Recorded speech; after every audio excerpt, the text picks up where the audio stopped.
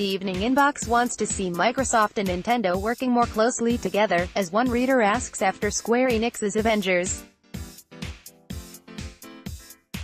To join in with the discussions yourself, email gamecentral@acmetro.co.uk. Please note, now that we're back from E3 and the schedules are getting back to normal, we are running out of usable inbox letters and readers features.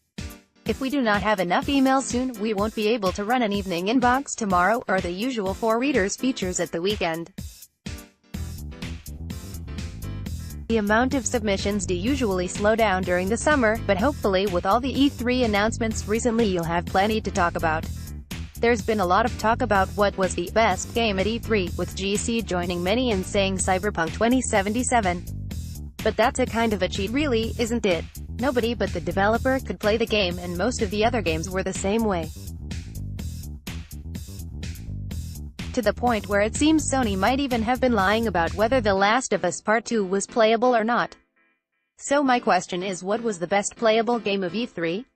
We ordinary mortal can't really tell that, so I guess from your previews it's probably either Super Smash Bros. Ultimate, is that right? I mean, it's a well-honed game that apparently was all the rage on Twitter, so I guess it makes sense that it would be the most fun. I have to be honest, I do resent not being able to see the 50-minute Cyberpunk 2077 demo, but I'm more upset that nobody but CD Projekt got to play it. If previews are going to be like that, they might as well just have pre-recorded live streams like Nintendo and Square Enix did. Because really, you're not learning anything more but just having someone play it at you, are you? For GC, we'd have to say Resident Evil 2. Smash Bros., Overcooked 2, and Spider-Man were fun too, but Capcom's remake was the best surprise, in terms of just how good it was. Microsoft and Nintendo cozying up together over cross-play is starting to gather momentum. The exchange on Twitter with Nintendo stating, "Let's build something together," implies something more than Minecraft. A game collaboration of some sort perhaps? Banjo-Kazooie, or dare I dream a GoldenEye remake for Xbox and Switch? On the other hand, they could be just trolling Sony. During E3, when asked, Phil Spencer reiterated that even if Xbox was in the lead he would sanction cross-play.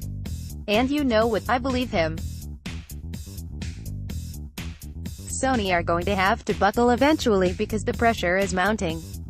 Sony are in serious danger of undoing all the goodwill created at the beginning of the generation. Their tagline of being "for the players" is starting to look rather disingenuous.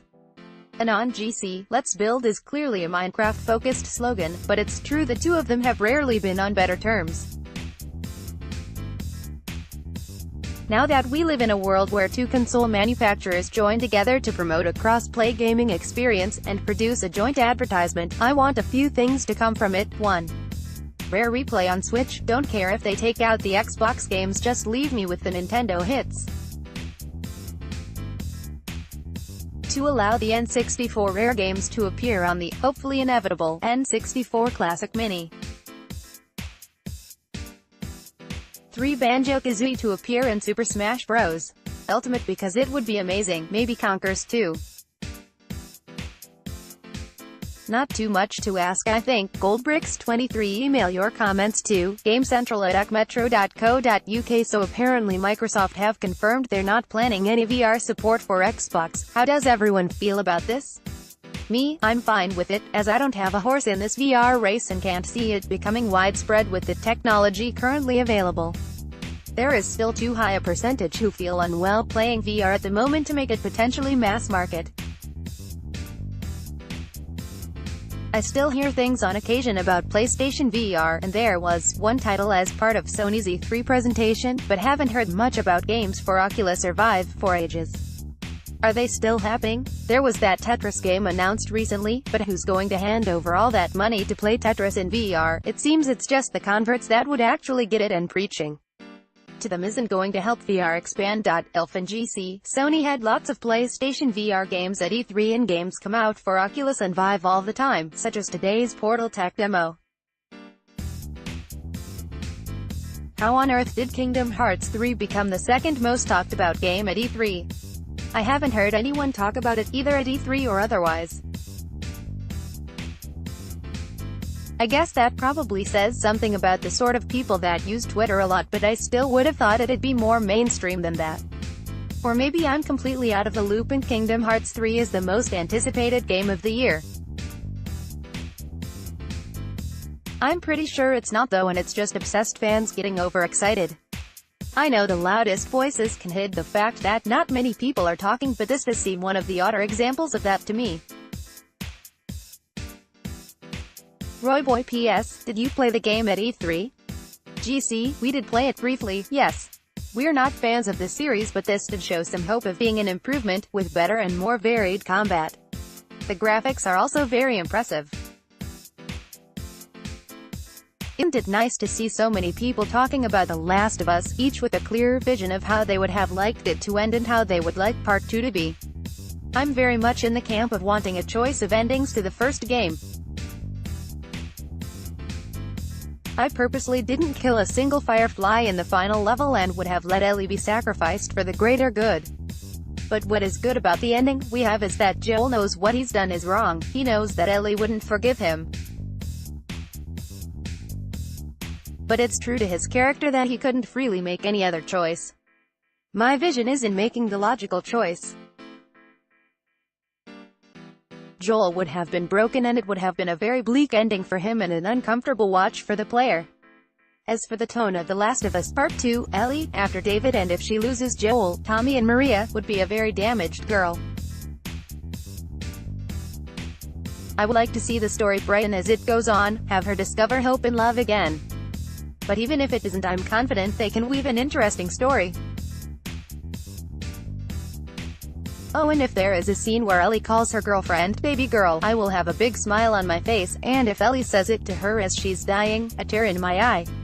Herb77, after picking it up for £3.99 in an eShop sale this past week, I started and finished Oxenfree on Switch and came away disappointed. I enjoy narrative games, but the story and characters have to be really engaging for me to enjoy it. I realized around halfway through that my mind was wandering whilst I was playing, which is never a good thing when story is the main thing about the game.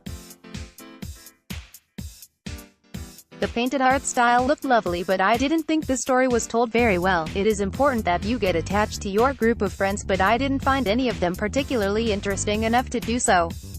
With it only being a short game, one pressed on until the end, and the ending I got didn't make much sense to me. Glad I played it, but I don't think I will be checking out their next game. Angry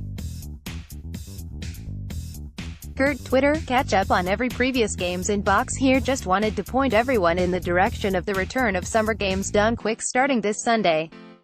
For those who don't know, it's a speedrunning marathon for charity that runs 24 hours a day for the whole of next week, featuring amazing exhibitions of skill, intriguing uses of glitches, and good old-fashioned races between crazy talented gamers. I would especially recommend it to people like me who can't understand the appeal of watching streamers play games on YouTube and still aren't really sure what Twitch is. This is because the event is really well run with a laid-back and fun atmosphere. It is also very accessible to newcomers, as every run is accompanied by a detailed commentary explaining all the neat tips and tricks that the runners are using. I always leave a stream running in the background throughout the day, and I'm constantly surprised to find myself fascinated by speedruns of games that I wouldn't usually be interested in playing myself. Please give it a go and take the time to donate to a worthy cause. You might be surprised by what you end up watching. Aku Jr. My most disappointing no-show at E3 was definitely Square Enix's Avengers game. They even said it would be at E3 when they first announced, but it didn't even get mentioned. Lad Moe, I was on holiday all last week and completely forgot about E3. I guess I've got some catching up to do. Bench, this year's E3 has just ended, and so there's only one obvious subject for this weekend's inbox. What did you think of it, and what game do you think looked the best? Dozens of new games were seen in detail for the first time, but which ones were you most impressed by, and what did you find of disappointment? Which company do you think put on the best E3 conference, and do you think there was a definitive winner of E3 2018? How do you think this E3 compared to previous years, and what were you the most disappointed to find wasn't at the show? Please make it clear in your email whether your message is intended for the hot topic itself or just the weekday inbox. Email your comments to gamecentral@metro.co.uk. The small print new inbox updates appear twice daily, every weekday morning and afternoon.